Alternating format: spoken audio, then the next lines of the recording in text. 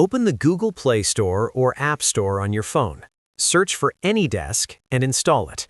Now go to your PC and open your browser. Go to AnyDesk.com and download the AnyDesk app for Windows. Install it and open it. Now open AnyDesk on your phone. You'll see a 9-digit number on the screen. That's your phone's AnyDesk ID. On your PC, open AnyDesk as well. You'll see a box that says Remote Desk. Type in your phone's 9-digit ID there. Click the Connect button. A permission pop-up will appear on your phone. Tap Accept. Your phone screen will now start showing on your PC in real time.